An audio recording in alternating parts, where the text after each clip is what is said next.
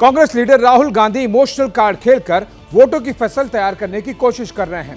कर्नाटक में कांग्रेस की पोजीशन मजबूत करना चाहते हैं, लेकिन राजस्थान में राहुल के करीबी सचिन पायलट दूसरे ट्रैक पर चल रहे हैं।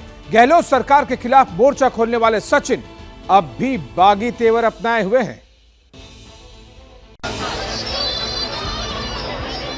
और ये तेवर लगातार उनके बयानों में नजर भी आ रहे हैं।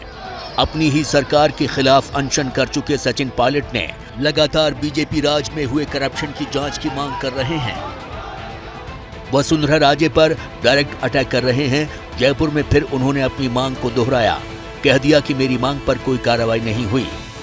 हम जनता के बीच जब गए थे तो सबसे प्रमुख, आप सब लोगों को याद होगा, सबसे प्रमुख मुद्दा यही था कि वसुंधरा जी की करप्शन को हम एक्सपोज करेंगे। एसीबी बड़ा सक्रिय है, बड़े छापे डाले हैं, अधिकारी आईएएस, आरएएस, आईपीएस, नाना प्रकार के लोगों को रंगे हाथों पकड़ा है। ये स्वागत योग्य कार्रवाई। हमने कहा था कि हम वसुंधरा जी के कार्यकाल में जो करप्शन हुआ है उस पर कार्रवाई करेंगे। इस बात को सुनकर जनता ने हमको वोट दिया था, तो वो करना बहुत ज़रूरी है। मैं समझता हूँ अब बहुत कम समय रहा है चुनाव से पहले, इसलिए इस पर कार्रवाई करनी चाहिए। करप्शन एक ऐसा मुद्दा है जो प्रदेश और देश में दीमक की तरह इसको खा रहा है, संस्थाओं को कमज़ोर कर रहा है। और जब मैंने अनशन किया था, हमारी महात्मा गांधी की पार्टी है कांग्रेस पार्टी, यहाँ पर सच की बात रखना, करप्शन के खिलाफ आवाज़ उठाना, अन्याय के खिलाफ अपनी आवाज़ रखना, ये हमारे संस्कारों में है कांग्रेस पार्टी के, जो 125 साल पुरानी हमारी पार्टी है। उसके तहत मैंने एक अनशन रखा था राजस्थान, जयपुर में, मेरे 11 तारीख को। आज 2 हफ्ते हो गए हैं, अभी तक कोई कार्रवाई हुई नहीं है।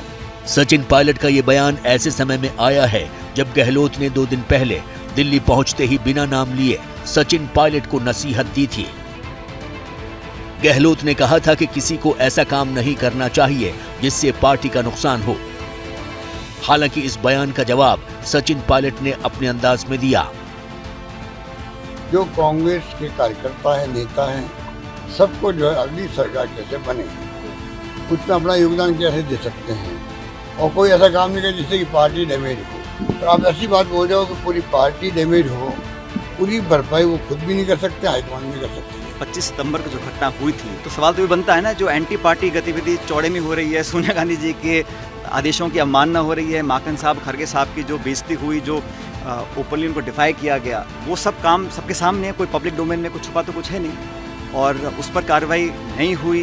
क्यों नहीं हुई, क्या कारण रहे? आपको बता दें कि 11 अप्रैल वाले सचिन पायलट के अनशन को लेकर कांग्रेस आला कमान ने इसे एंटी पार्टी एक्टिविटी बताया था। सचिन पायलट पर कार्रवाई करने के संकेत दिए थे। तब सचिन पायलट ने दिल्ली में पार्टी हाईकमान से मिलने की कोशिश की थी, लेकिन मुलाकात नहीं हुई। इस बार गहलोत दिल्ली में हैं। सवाल है कि क्या पायलट और गहलोत की अदावत चुनाव से पहले किसी फॉर्मूले के साथ खत्म होगी? क्योंकि अगर टकराव जारी रहा तो कांग्रेस की परेशानी बढ़ना तय है।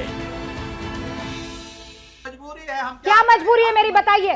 मैं अभी आपको बताती हूँ कि मैंने ओए होए होए होए, नमकीन के चटकारे लेते हुए टकटकी मार के डिबेट शो को पॉज रिपीट कर करके देख रहे हैं जोगिंदर जी। इनकी तरह आप भी देखें अपने फेवरेट डिबेट्स को रिपीट कर, और डाउनलोड कीजिए एबीपी लाइव ऐप अपने स्मार्ट टीवी पर।